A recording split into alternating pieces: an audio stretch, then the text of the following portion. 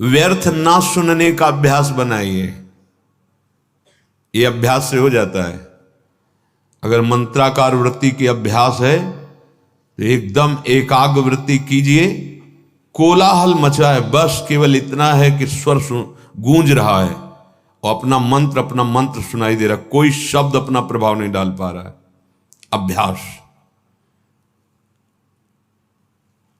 जो अधिक बोलने का, अधिक सुनने का, प्रपंच का भाव कर लेता है, पूरा जीवन निकल जाता है, अनुभूत कुछ नहीं होता, कुछ नहीं अनुभव होता। इसी चमड़े को सजाने संवारने में पूरा जीवन निकल जाता है। बड़ा विनोद का विषय है। शूरवीर कहा करके कायरता का आचरण दिखाना, ये विनोद का विषय है।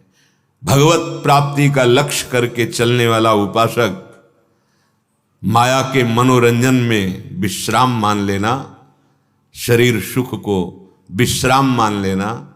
प्रपंच में क्या कर रहे हैं? बोले समय नहीं कट रहा था तो बैठे बातें कर रहे थे, ये खेल रहे थे, ये कर। समय यहां कम पड़ता है। समय उपासक को, उसको लगता है कि और समय बढ़ जाए, और अधिक साधन करूं, निरंतर और नाम जप करूं। श्रवणनी और कथा नहीं सुनी हो, रसना और न गई हो।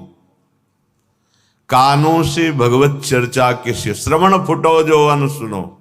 कहां हमारी स्थिति है? बहुत प्रपंच में राग हो गया है, प्रपंच कथन में, प्रपंच श्रवण में। और सिद्धावस्था कैसे मिलती है? बोले श्रवणनी और कथा नहीं सुनी हो, रसना और न गए। ग्राम्य कथा, विषय कथा, राज कथा नहीं, नहीं, भगवत कथा, केवल भगवत कथा। वही गान करना, वही श्रवण करना। जीव अपनी तरफ प्रमाद किए हुए है। संयम में रखो इसको। बहुत ही दुष्ट स्वभाव बनती चली जा रही। ये खाना, ये खाना, ये खाना, कभी नहीं अघा रही। ये नहीं आ रहा कि जब लिखा है राधा नाम सुधा रसम, तो मुझे क्यों नहीं सुधा रस, अमृत रस का अनुभव क्यों नहीं हो रहा? ये कभी चाह नहीं पैदा हो रही। हाँ, आज ये समोसा चटनी, आज ये पदार्थ, आज ये पदार्थ, इस दुष्ट को बढ़ावा देते चले जा रहे हैं। रसेंद्री को प्रमाद युक्त मत कीजिए। उपासक यदि सिद्धावस्था में पदार्पण करने का निश्चय बना लिया है तो रसेंद्री को प्रमाद से बचाइए। जीव को संयम में कीजिए। उचित सात्विक भगवत समर्पित आहार, अल्पाहार। किसी को अपनी आंतरिक वृत्ति का परिचय मत दीजिए जब तक भगवदाकार वृत्ति ना आ जाए। उठती है अपनी बात बताने के लिए अंदर से लहर, उसका दमन करो, दबा दो उसे और शमन करो, अंदर ही शांत कर लो। कहें हम वहां गए थे, ये कि हम आज सत्संग में ये बात पकड़ी, हम तो ऐसा साधन कर, बड़ा आनंद आता है हमें तो। जहां माला लिया बस आनंद आता। तुम बोल पाते? नहीं आया, तभी आप बोल पा रहे।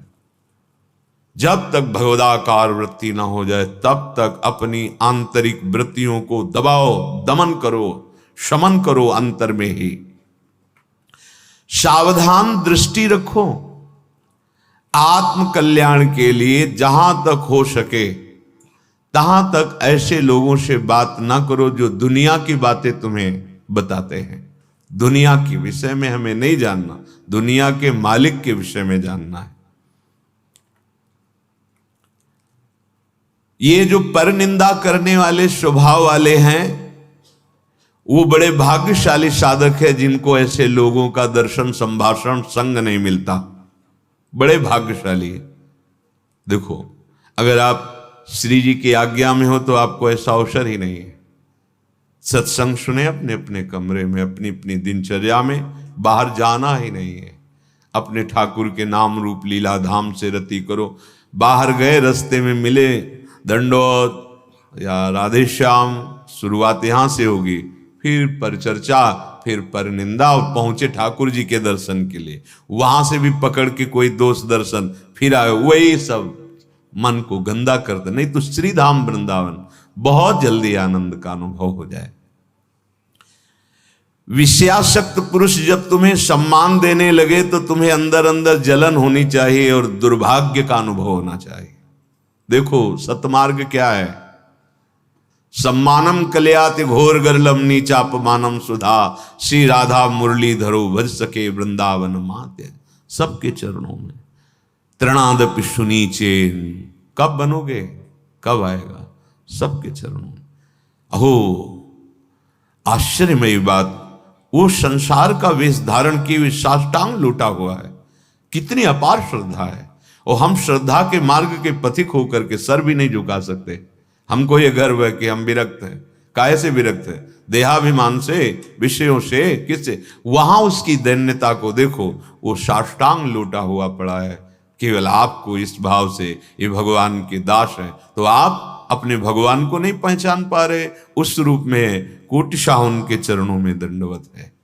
कहीं छू न जाए किसी का प्रणाम, नमस्कार, वंदना, स्तुति, ये कहीं हमारे हृदय को स्पर्श न कर ले, नहीं तो मलिन कर देगी पक्का।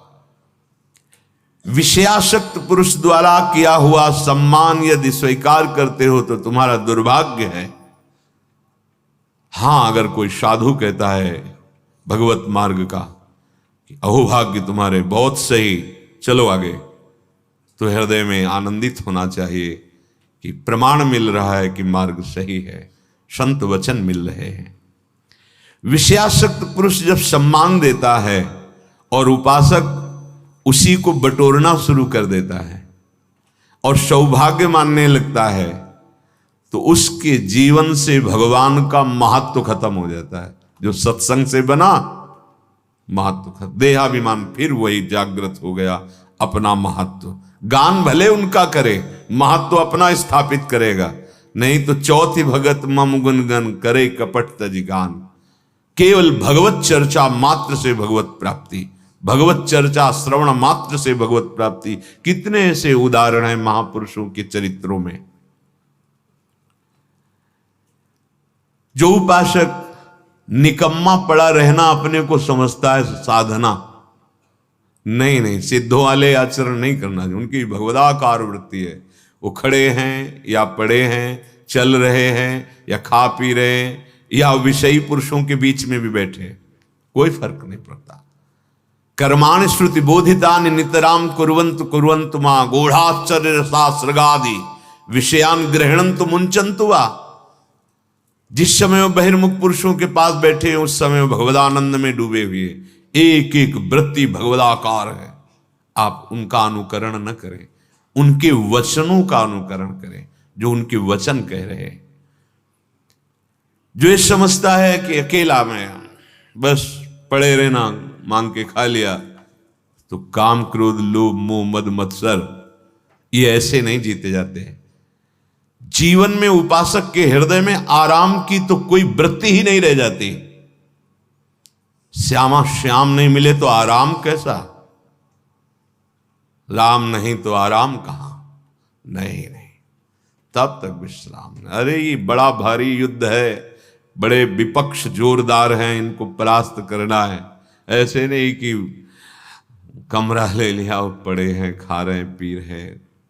केवल पड़े भी नहीं रह सकते ना तुम, क्योंकि एक क्षण बिना कर्म किए नहीं रह सकते।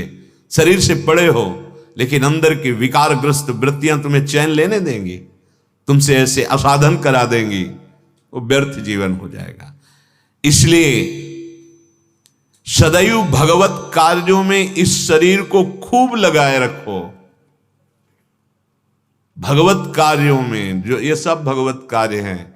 अगर आप गृहस्थ में तो सब भगवत कार्य, विरक्त में तो प्रगट के भगवत कार्यों में प्रभु की सेवा संपादन करने के लिए पूरे शरीर की ताकत लगा दो। इसमें प्रमाद स्थिति नहीं। हम केवल भजन को समझते, एकांत बैठे तो भजन हो रहा है। अब देखो क्या हो रहा है, अंदर मनन करके देखो। अब जब हम श्रृंगार करते हैं तो देखो मन बुद्धि पूरा लगेगा, नहीं तो श्रृंगार बिगड़ जाएगा। जरा भी मन हटा तो श्रृंगार परिचय बताने लगता है प्रभु के श्री अंगों का, कि आज एकाग्रता पूर्वक प्रियता के भाव से नहीं किया गया है, जरा सी वृत्ति बाहर चली जाए तो आपका श्रृंगार बिगड़ जाएगा। पहले मनन होता है, आज ऐसे फूल बंगला बनाएंगे, आज ऐसी पोशाक होगी, आज ऐसी नथ होगी, ये मानसिक हो रहा है। फिर प्रगट